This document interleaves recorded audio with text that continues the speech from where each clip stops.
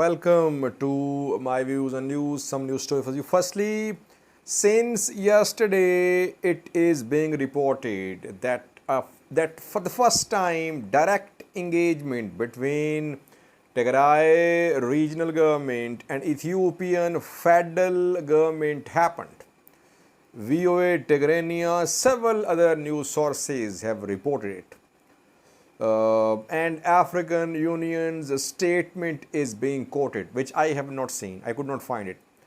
But Debretsion Gebremichael, Tigray's president, today held a public meeting in Mekelle, Tigray's capital. What did he say and what is being reported since yesterday? Secondly, GERD viewers, I reported 2 days ago that Ethiopia had completed the third filling of GERD, now officially confirmed. Today, PM Abiy announced the completion of third filling. I want to talk about the credit. Who deserves the credit for the construction and for the fillings? EPRDF Alliance, PM Abiy, Meles Zenawi. Who should be given credit? Thirdly, Somali region of Ethiopia. Last week, Mustafa Umar was all praise for a Somali special force. Somali regional force commanders were being appreciated. He was kissing their hands in gratitude. He was seen in Afdir kissing the hands of Somali regional force soldiers. But today he fired the deputy commander and commander of Somali special force. What happened? Is it due to what we are seeing on a far Somali border? And lastly, viewers, in a previous video, I reported that a court battle was underway between Eritrean diaspora groups in Reykjavik, the Netherlands, about Sunday's diaspora festival. Today, hearing was held at a court. What did the court rule? Opposition diaspora groups are claiming that Sunday's festival has been cancelled. We have details for you. Firstly, viewers, the direct engagement between Tigray and Ethiopian representatives. Since last night, you can say, it is being reported that first direct engagement happened between Tigray regional government and Ethiopian federal government. Several news sources, VOA Tigray, AFP, and several other international news sources as well, they have been reporting. And they are quoting a statement of African Union, which I could not find, by the way. But they are sharing a statement. The statement, just a short, I think, 4 to 5 line statement. It says that first direct engagement between TPLF and Ethiopian federal government happened. Now, two questions. Firstly, what is the meaning of engagement? Does it mean meeting? Or does it mean some other type of interaction like phone call? Can we say a phone call is a direct engagement? So, no clarification. Was there a phone call between Tigray and Ethiopian federal governments? Maybe President and Prime Minister, President of Tigray regional government and PM of Ethiopia? Or was there a meeting between representatives? We know that Ethiopian federal government has formed a 7-member committee. Tigray also announced a few days ago that it had formed a committee of negotiators. Was there a meeting between the representatives of both sides? Was there some other was it a virtual meeting or a meeting in person? It's not clear, no details. Any confirmation from Tigray regional government, Ethiopian federal government? Ethiopian federal government has not spoken about it. On Thursday, Meles Alam, Ethiopian foreign ministry spokesperson, in a press briefing, reiterated Tigray, Ethiopian government's position about Tigray conflict resolution. And he had said that talks will only be led by African Union, and prominent personalities from Africa can be involved. No immediate resumption of basic services in Tigray. Assessment studies will be conducted. That's what he said on Thursday. Then, after a few hours after Meles Alam's briefing, we started hearing this development, this new story that a direct engagement happened.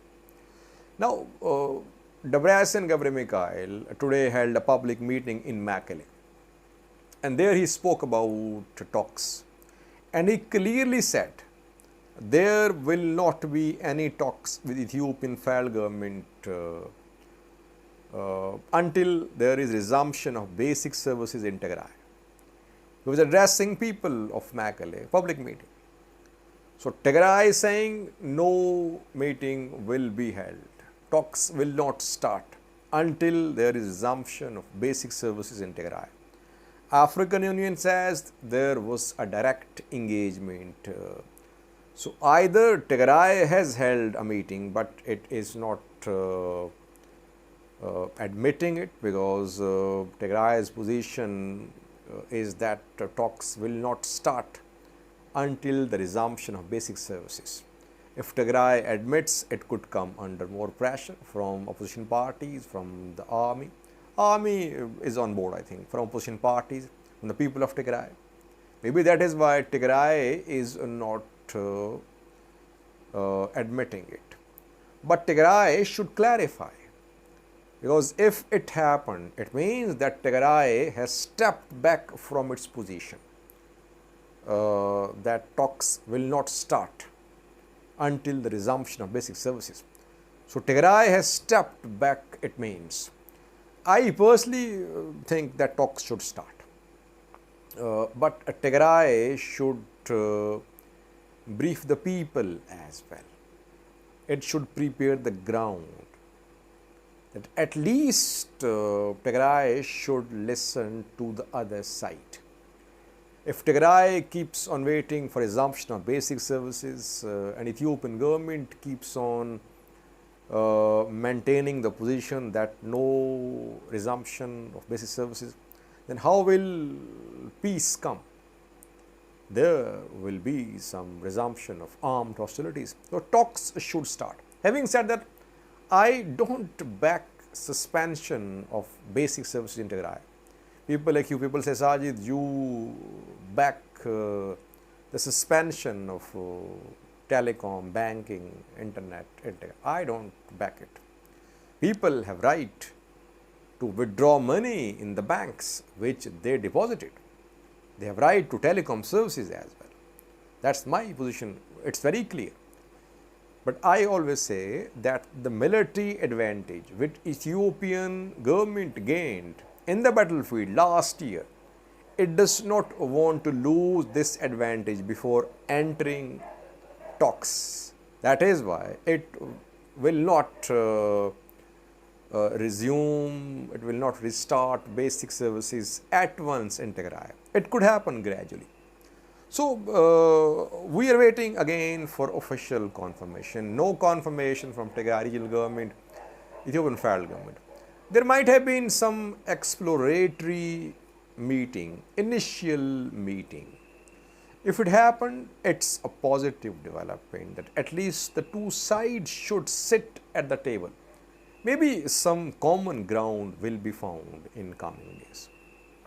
Secondly, viewers, GERD, Grand Ethiopian Renaissance Dam. Today, PM Abiy announced the completion of third filling of the dam We know that last week we knew that third filling had been completed. Now today on Friday it was officially announced by Ethiopian PM Abiy. A ceremony was held, the president was there, top Ethiopian government officials, army officers were there.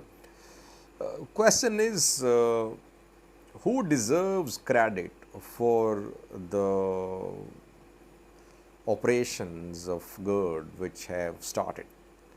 People say that this project was the project of Meles Zenawi, EPRDF. That is why people should give credit to EPRDF, to TPLF, which is part of EPRDF. And others say no, it is PM Abiy who deserves credit. I think EPRDF deserves credit. They started this project. World was against it. No financial institution gave loans to Ethiopian government. It was an uphill task to start work on this project. So yes, credit goes to EPRDF. The Prime Minister Meles Zenawi, then the one who followed him. But you cannot take away this credit from PM Abiy as well.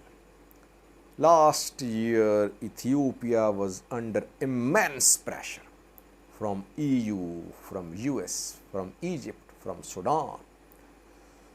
Tigray forces were in Amhara Afar regions in August, September when second filling started. But PM Abiy's government did not step back from its position on GERD. And despite immense pressure, second filling was completed last year. This filling, third filling this year, it was relatively easily completed. Last year's filling was a very difficult filling. But Ethiopian government did not give in to international pressure. That is why credit goes to Ethiopian PM Abiy as well. And GERD is not one region's project. It's project of Ethiopians. All Ethiopians, Amharas, Oromos, Tigrayans, Afars, Somalis, Guragas, all Ethiopians. They should own this project. Despite opposition from the world, Ethiopians have completed a project on their own. So it's a huge achievement for Ethiopians.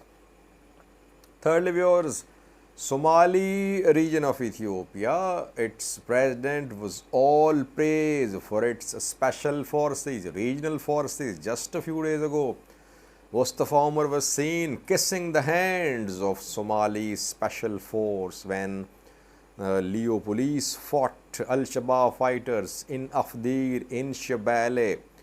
What has happened now that he has fired top commanders of regional forces? New commanders have been appointed. Abdi Ali Siyad is the new commander of the regional force. Secondly, Abdi Rahman Ahmad Noor, the deputy commander. What led to this change? Because when the region is fighting the incursion of Al-Shabaab and region claims that it successfully repelled Al-Shabaab's attack, then why was this change made? Is this change linked to what is happening in Undofo? That Afars have taken control of Undofo. They are in Dallahile as well, which is in Siti, Somali zone. It is being said that this change is linked to what is happening between Afar and Somali forces. Somali forces could not stop Afar from taking control of Hundofo. Somali forces are deployed on several fronts now in the Somali region, in Somalia, and now third front is on Afar side. That is why what we have learned is that this change is linked to what is happening on Somali region of far border. What will these new commanders do? Will they launch a counter-offensive on far militias or far fighters in Undufo? Let's see. Update you. Lastly, viewers, Eritrean Diaspora Festival was due to be held on Saturday in Reykjavik, the Netherlands, but we know that Eritrean opposition diaspora groups, they took this matter to a court in the Netherlands. They said that this festival, if it is held, could lead to disturbance, could lead to spread of hate, and people, Eritreans in the Netherlands could suffer. A hearing was held today, and reportedly a court in Hague has ruled against this festival, which might not be held on Saturday in Reykjavik, Netherlands. That is being reported by opposition diaspora members. They say court has ruled in their favor. And court ruled in their favor because their lawyer took up two important issues. The lawyer said that Awil Saeed, if he appears, if he speaks at the festival, it could lead to instability. It could lead to spread of hate. And Awil Saeed's his past speeches were shared. They were submitted at the court, showing his fiery words and fiery language.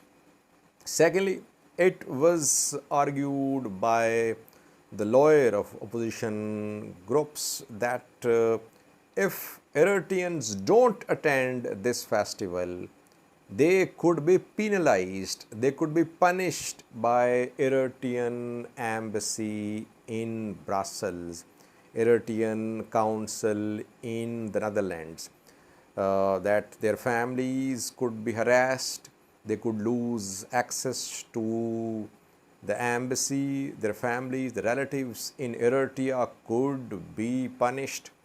So that is why if this festival is held and some Eritreans don't attend the festival, Eritrean embassy, which has details of all Eritreans, will penalize the Eritreans and their families in Eritrea will suffer. So this point was used as an argument by the lawyers of opposition diaspora groups. Now it is being claimed that this festival has been cancelled. But we'll update you tomorrow. If it has been cancelled, it would be a huge blow to pro-government diaspora groups. These festivals are a source of fundraising, a source of earning for Eritrean government across the year, throughout the year. These festivals are held across Europe, in the US, in Canada as well.